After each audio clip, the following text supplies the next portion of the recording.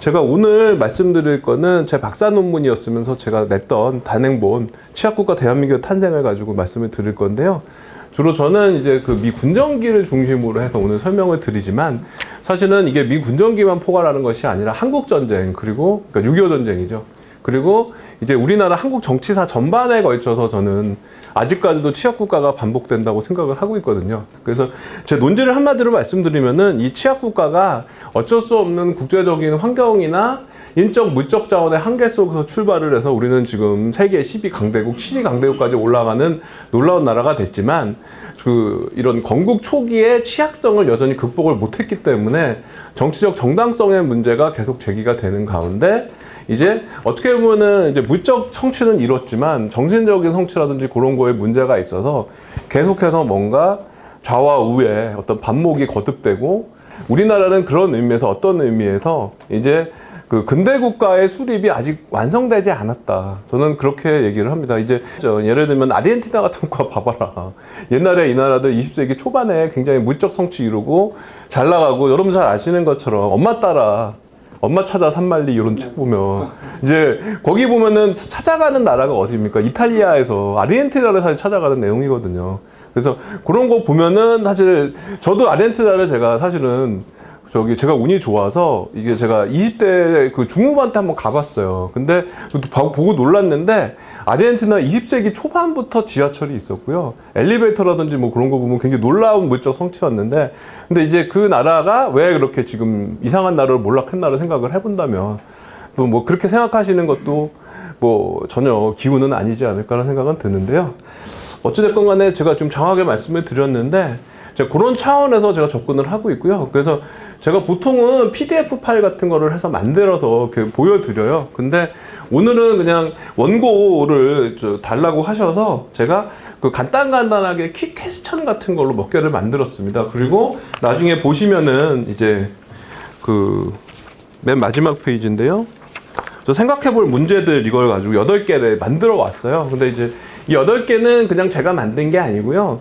제가 처음 책을 냈을 때 제가 중앙일보랑 인터뷰를 했었거든요. 그래서 이제 중앙일보 기자가 사실은 만들어 왔던 키 퀘스천인데 이제 지면의 한계로 다 나오지는 못해서 그런 것들을 제가 좀 써놨습니다. 자, 그래서 간단하게 한번 보시면은 저는 오늘 일단은 취약국가론이란 무엇인가부터 한번 설명을 드려야 되겠죠. 취약국가 대한민국 정의를 하니까요. 자, 두 번째로 그러면은 제가 말씀드리는 취약국가론은 그러면은 기존에 예를 들면 브루스 커밍스 같은 기존의 수정주의 학자들이 제기한 과대성장 국가론이나 혹은 뭐 이렇게 해외 한국학에서 보통 파시즘 국가론을 얘기를 많이 하거든요. 그런 것과 과연 어떻게 다른 것인가를 한번 얘기를 하고 있습니다. 그래서 자, 두 번째로 이렇게 제가 말씀을 드리고요. 자, 그리고 취약국가 대한민국의 탄생이 그럼 재구성한 미군 정기의 상황은 어떤가를 한번 보여드리면서 제가 저희 실라버스 같은 걸 봤어요. 근데 이제 그 순서의 흐름상, 플로우상 이제 어떻게 보면은 나중에 신봉경 선생님도 오시고 하시겠지만 제가 이제 바톤을 받아서 하는 그 시기의 상황은 어떤지를 여러분이 아셔야 되잖아요. 근데 이제 보통 얘기를 하시면 여러분들이 항상 하시는 말씀이 있어요. 그러니까 뭐냐면은 나 그 시기 살아봤다. 나 너무 잘한다고 얘기를 하거든요. 근데 제가 그때 그 얘기를 드려요. 여러분들 보면 태권도는 어디서 나왔죠? 태권도는 우리가 종주국이 맞는데 최근에 태권도 세계 챔피언은 어디입니까? 자, 사실 유감스럽게도 태권도가 세계화된 이후에 태권도 세계 챔피언이 다 한국인이 아니에요. 그래서 사실 우리는 한국을 잘한다고 생각하지만 한국을 잘 몰라요. 근데 이제 제가 그 말씀을 드리는데 사실 이거는 제가 어떻게 보면 저의 논적이라고도 볼 수 있고 하지만 일정감 어느 정도 리스펙트를 갖고 있는 브루스 커밍스가 많이 얘기하는 건데 저는 그렇게 생각을 해요. 그러니까 여러분들은 잘 안다고 생각하시면 어떻게 보면 더 잘 모르거든요, 사실은. 자, 그리고 요새 제가 8월 달에 서울대에서, 서울대는 아니고 우리 서울대 안동영 교수님하고 스탠포드 문유미 교수님하고 국제학술대회를 하나 조직을 해서 하는데요. 예, 그래서 이제 대형 학술대회를 하는데 그때 49년 9월 총파업 그다음 대구 11 사건에 대해서 얘기를 하거든요. 근데 거기에 대해서 제가 시각국가론으로 시각을 바라보면 어떻게 보이는가를 한번 얘기를 하는 것으로 그렇게 또 얘기를 하고요. 자, 그래서 그 시기를 건너뛰면 이제 대한민국 탄생일 때 그러면 제1공화국의 상황은 과연 어땠는가가 여러분이 궁금하시겠죠? 그래서 그 상황 같은 거 얘기를 하면서 저는 그렇게 일을 끝내고자 합니다. 자, 그래서 이제 그리고 이제 저희 생각해 볼 문제들로 제가 한 8가지를 뽑아왔어요. 그래서 이거를 가지고 여러분들께서 한번 궁금해 하시는 거를 문제를 제기하시면 저는 답을 이제 해드리려고 준비를 다 해왔고요. 하지만 뭐 또 편안하게 얘기하시면 좋을 것 같은데 뭐 좀 학술적일 수 있을 것 같아요. 이거 당시에 지배적인 계급이 정치집단으로서 존재하지 않았나요? 이게 뭐냐면은 이제 정치 사회 이런 거 할 때 시민사회 얘기할 때 정치적인 정당성을 가진 부르주아라는 존재가 있어야 되는데 우리나라는 그렇지가 못했거든요. 너무 못 살아서 사실은 그 보통 그 수정주의 학자들이 얘기할 때 보통 지주들 나쁜 놈들 그렇게 얘기하잖아요. 그런데 보통 그 지주의 그 기준으로 얘기하는 거 브루스 커믹스나 그런 기준으로 제외해서 해볼 때 우리나라는 지주라고 볼 수 있는 부르주아라고 어떤 경제적인 요건을 그 갖고 있는 조건을 갖추고 있는 사람들의 그 명수가 너무 부족합니다. 한 3, 4천 명밖에 안 돼요, 사실은. 자, 그런 얘기. 그리고 이제 그 지배적인 계급 말고도 사실 우리나라 여러분 잘 아시는 것처럼 당시에는 지금의 대졸에 해당하는 그 중학교 졸업 이상의 학력자도 너무 적거든요. 자, 그런 것들 얘기를 할 겁니다. 자, 그리고 저는 남북한 모두 다 취약국가였다고 생각하지만 상대적으로 한국이 북한보다, 남한이 북한보다 더 취약했던 이유는 무엇일까요? 여러분이 이미 답을 가지고 계실 거예요, 어느 정도는. 뭐냐면은 주로 만주로 이제 진출을 하려고 하기 때문에 공업시설 같은 것들이 주로 북한에 많이 있었고, 그 다음에 여러분이 잘 아시잖아요. 그 한국의 예루살렘이 어디라고 하죠? 평양이라고 하잖아요. 그러니까 이제 평양이나 이런 쪽이 사실은 서울보다 더 부유했죠. 그러니까 어떤 부르주아라든지 자본주의 사회의 그 기본이 더 잘 갖춰져 있었다는 얘기죠. 자, 그리고 한국에 대한 미국의 인색한 그 원조가 사실은 혼란이 벌어지는 요인 중 하나가 된 것 같다고 얘기를 하고 그 얘기를 합니다. 그리고 사실 저도 이거를 쓰고 나가지고 미국에 이제 방문학자였으니까 다시 들어가는데 뭐 꼭 그래서 그런 건 아닌 것 같은데 뭐 이렇게 입국할 때 미국에서 많이 뒤지더라고요. 저는 거부는 안 당했어요. 그 당시에는 뭐 트럼프 그런 상황은 아니었기 때문에 그랬는데 어쨌든 그 저도 이제 여러분 검색해 보시면 제가 상대적으로 미국의 책임을 많이 강조하는 학자라고 그렇게 해석도 하더라고요. 근데 사실은 그러면은 미국이 이렇게 한국에 대해서 관심을 안 가지고 원조에 적극적이지 않았던 이유는 과연 무엇일까? 제가 뭐 일단 잠깐 설명을 드리면 사실은 한국은 그렇게 중요한 나라가 아니었어요. 그러니까 미국의 그 대외 정책 순위가 있는데요. 한국은 굉장히 그 보통 수정주의 학자들의 그 놀라운 그 공헌은 그겁니다. 브루스 커믹스는 미국에게 그렇게 중요하지 않은 나라인 한국을 굉장히 미국의 세계 전략에서 굉장히 중요한 것처럼 묘사를 해놨는데 사실은 찾아보면 한국은 나중에 7, 8위까지 겨우 올라가지만 처음에는 14위, 15위 정도밖에 안 됩니다. 그런 이유로. 그래서 처음에 미국의 목적은 어떻게 하면 한국에서 빨리 철수하는 게 목적이었기 때문에 그래서 충분한 원조를 놓지 못했다는 거죠. 자, 그리고 한반도 정책에 있어서의 미국의 목표는 과연 무엇이었을까? 시기마다 차이가 있었다면 뭐 시기별로 차이를 생각을 해볼 수 있는데 우리는 이걸 가지고 어떤 걸 생각해 볼 수 있냐면은 여러분 역사를 공부할 때 보통 여러분이 가질 수 있는 게 뭔 것 같으세요?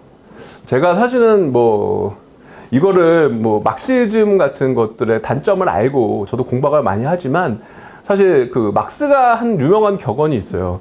그러면 막스가 말한 것 중에 역사에 대한 격언 중에 뭐가 있죠? 역사는 2번 반복된다. 한 번은 비극으로, 한 번은 희극으로 얘기를 하죠. 자, 그리고 그 마크 트웨인이 한 얘기가 있어요. 역사는 똑같이 반복되지 않지만 그 어떤 유사한 운율을 지닌다 이런 얘기를 하거든요. 그러니까 우리는 이런 역사를 공부해 보면서 어떻게 된다? 이제 한반도에 대한 미국의 정책이 어떻게 돌아갈지를 대해서 여러분들 보통 패션 같은 거 얘기하시면 어떻게 보죠? 패션은 사실 그 블랙 앤 화이트가 기본입니다. 뭐 여자분들 많이 계시니까 너무 잘 아시는데 제가 공자말 하지는 않겠습니다만은 그런데 이제 여러분들 보시면은 아시잖아요. 사실은 트렌드가 사실 돌고 도는 거예요. 그러니까 마찬가지로 대외 정책도 어떻게 보면 일정한 트렌드가 돌고 도는 거거든요. 이제 그런 거에서 역사적인 레슨을 얻을 수 있겠죠. 자, 그리고 취약국가에서 국가를 존립 발전시키기 위해서 많은 이념적 자원을 소비했다고 설명을 했는데 이에 대한 설명, 그러니까 저는 이 설명을 어떻게 하냐면은 국가를 그 건설하고 발전시키는 데 필요한 자원들이 있습니다. 그 국가 건설 이론에서요. 이제 경제적 자원, 인적 자원, 경제적 자원, 물적 자원 맞습니다. 경제적 자원, 그 다음에 국제정치적 자원, 인적 자원, 이념적 자원으로 보통 이렇게 나누는데 그런데 한국의 경우에는 여러분 잘 아시는 것처럼 모든 자원이 다 취약했잖아요. 그러면 그나마 상대적으로 풍부한 자원이 뭐였을 것 같습니까? 그것은 뭐 민족주의 같은 이제 이념적 자원이죠.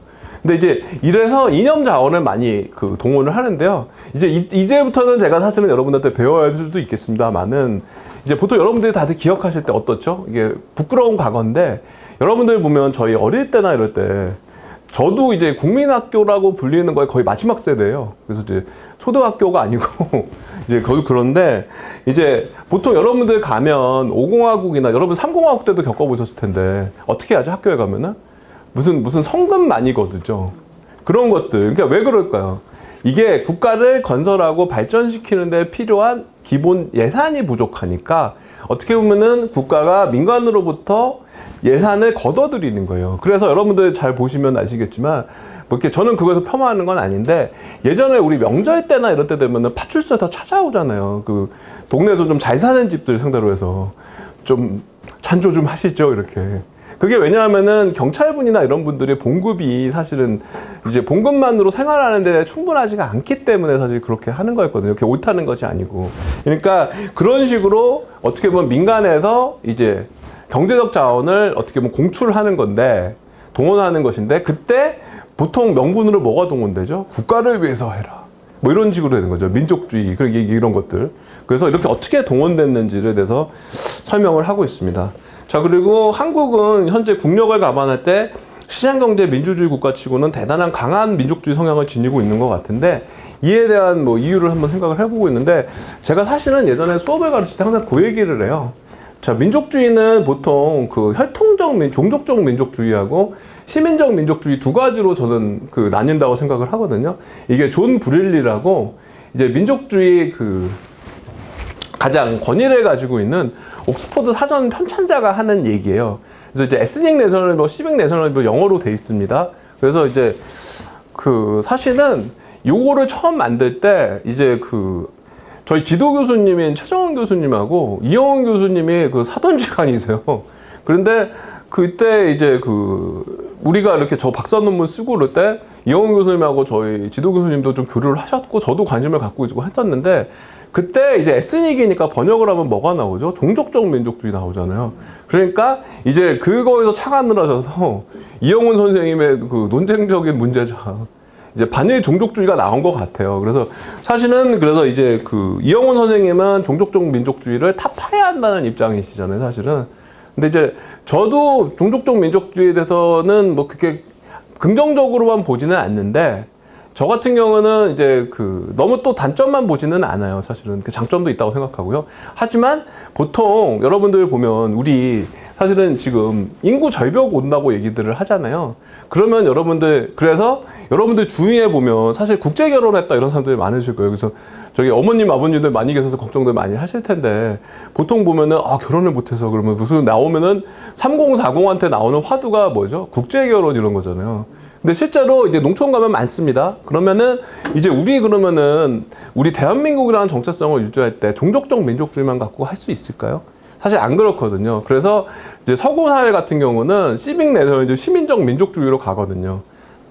자, 그래서 이제 저는 그런 걸로 생각을 하면서 이제 상대적으로 그러면 우리는 왜 이것이 강할까에 대해서 얘기를 하는데 생각이 저는 많이 바뀌고 있는 것 같아요. 처음에는 종족적 민족주의에 대해서 단점을 많이 봤는데 저는 이제 갈수록 그것도 우리 한화의 장점일 수 있다고 생각을 하는데 그러나 아까 말씀드린 것처럼 인구 절벽에 부딪히고 그다음에 사회적인 세계적인 트렌드가 종족적 민족주의보다는 그 시민적 민족주의로 조향을 하거든요. 그러니까 좀 더 균형을 맞추기 위해서는 시민적 민족주의가 강화돼야 되지 않을까 그렇게 생각을 해요. 근데 저는 그렇다고 제가 사실은 제가 다른 연구도 하는데 이영훈 교수님께서 제가 사실은 조선시대 정치 외교사도 공부를 하거든요. 그래서 그 이영훈 교수님이 저랑 같이 제 고문서 스승분이 또 한 분 계시는데 그분이 이제 내신 그분이 이제 그 세종 전문가시거든요. 한글 훈민정음 권위자신데 그걸 보고 하나 건졌다고 생각하시는데 좋아하시면서 세종은 과연 성군인가를 냈거든요. 그래서 저도 어쩔 수 없이 이제 저희 고문서 스승을 대신해서 이영훈 선생님을 만났는데 이제 이영훈 선생님이 저에 대한 가지고 있는 이미지는 초창기에 그거였어요. 사실은 제가 조금 TMI로 딴 얘기를 하면은 저를 이승만 평전의 저자로 이승만 연구자로 인식을 안 하시고 본인이 고문서라든지 한글에 꽂혀 있으니까 저를 그 훈민정음 권위자인 정광 교수의 제자가 아니냐 이렇게 생각을 하셔서 저를 기억을 하시더라고요. 그래서 나중에 딴 데서 이제 또 이승만 그 만나니까 이제 좀 기억을 하시게 돼서 인지가 된 것 같은데 글쎄요. 근데 뭐 저 이렇게 따르게 얘기하는 이유는 뭐냐면은 뭐 이제 그런 거예요. 사실은 저도 사실은 제가 세종대왕 후손이거든요. 그래서 제가 세종대왕을 옹호하는 것이 아니라 좀 이영훈 선생님하고 저하고 좀 다른 견해를 갖고 있는데 어찌됐건 간에 뭐 아까 말씀드린 것처럼 지도 교수님의 사돈이시고 뭐 이런 관계로 또 충돌은 안 하고 있습니다. 자, 그래서 좀 지루하실까봐 학문적인 얘기만 하지 않고 편안하게 좀 말씀을 드렸는데요.